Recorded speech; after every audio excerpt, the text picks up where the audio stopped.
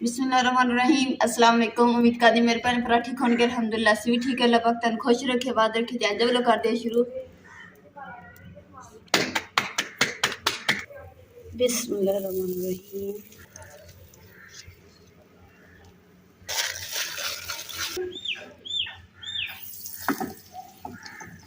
बिस्मिल्लाहिर्रहमानिर्रहीम।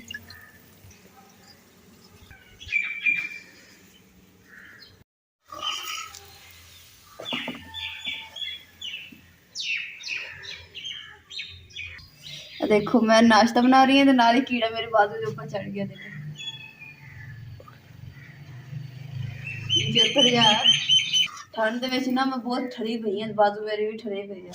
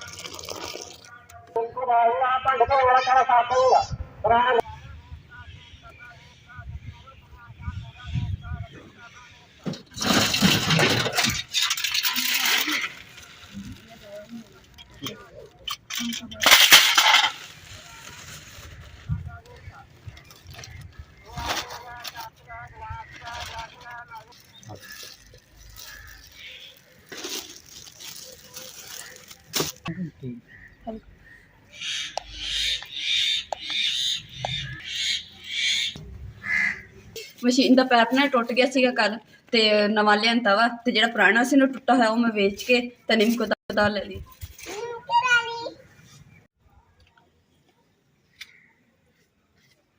चाह जबरदस्त पकी है, मीठा बिल्कुल बराबर है। अलहमदुलिल्लाह चाय तो बन गई है ते जेड़ी अग्ग है ना ये कढ़ाई च पा के अंदर लैके जाने क्योंकि ठंड बहुत अंदर बननी नाले हाथ सेकांगे ते नाले अंदर बैठेंगे।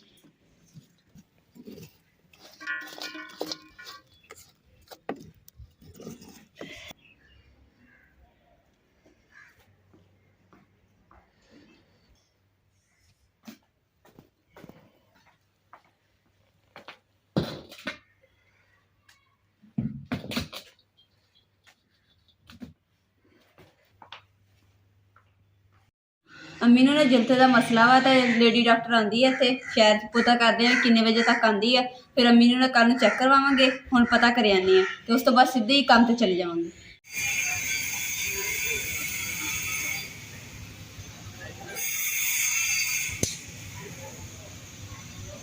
असी ना हॉस्पिटल का पता करके आ गए डॉक्टर का तो उन्होंने कार्ड दिता वा तो उन्होंने डॉक्टर ने आना मंगल वाले दिन तो असी अम्मी मंगल वाले दिन जाके चेक करवावे तो उन्होंने सिर ते नंबर लिखा वा तो तुसीं ना दूसरा टोकन लै लियो तो फिर तुसीं चेक करवा लियो।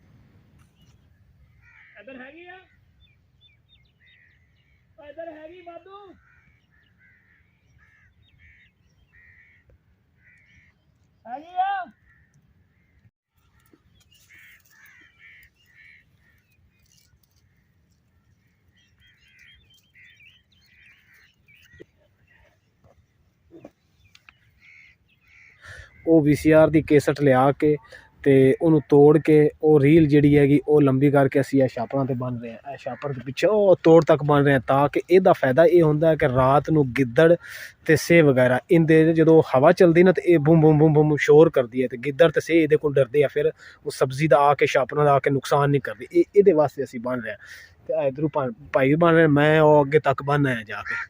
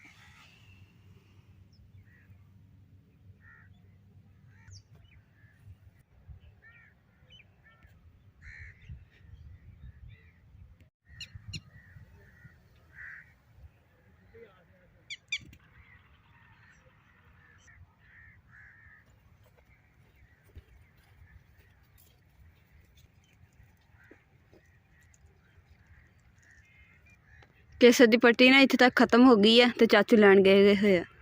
ਜਿਹੜੇ ਉਹ ਦੇਖੋ ਚਾਚੂ ਉੱਧਰ ਖੜੇ ਆ, ਉੱਥੇ ਵੀ ਪਈਆਂ ਕੇਸਟਾਂ ਦੀਆਂ ਰੀਲਾਂ ਜੀਆਂ, ਉਹ ਹੁਣ ਚੱਕ ਕੇ ਦੁਬਾਰਾ ਲਿਆਉਣਗੇ ਫਿਰ ਇੱਧਰ ਪੂਰੀਆਂ ਕਰਨਗੇ।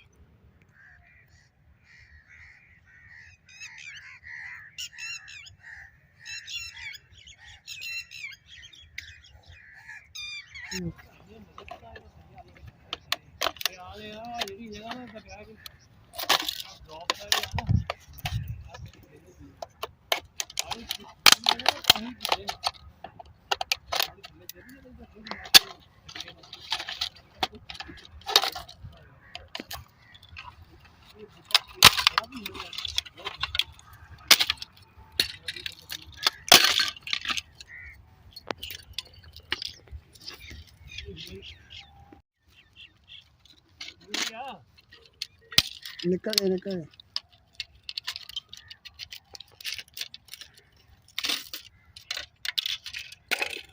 ਜਿਹੜੀ ਕੇਸਰ ਤੋਂ ਰੀਲ ਨਿਕਲੀ ਹੈ ਨਾ, ਇਹ ਲਾਣੀ ਛਾਪਰਾਂ ਦੇ ਉੱਪਰ।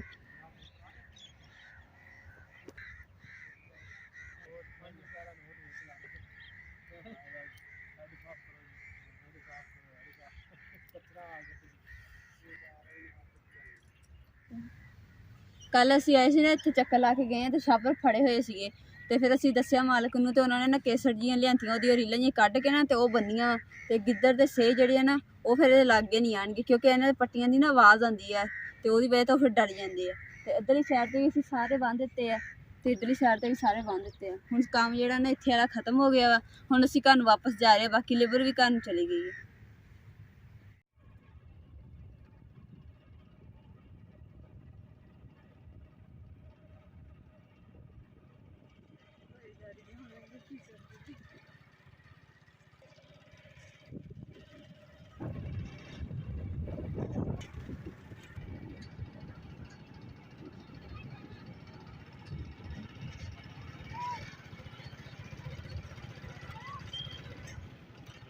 ਅਲਹਮਦੁਲਿਲਾ ਘਰ ਪਹੁੰਚ ਗਏ ਅਸੀਂ ਤੇ ਠੰਡ ਮੈਨੂੰ ਬਹੁਤ ਲੱਗਣ ਦੀ ਸੀ। ਸਭ ਤੋਂ ਪਹਿਲੇ ਮੈਂ ਟੋਪੀ ਲਈ ਹੈ ਸਿਰ ਤੇ ਹੱਥ ਦੇਖੋ ਮੇਰੇ ਕਿੱਦਾਂ ਠੰਡ ਦੀ ਵਜ੍ਹਾ ਤੋਂ ਲਾਲ ਹੋਏ ਪਏ।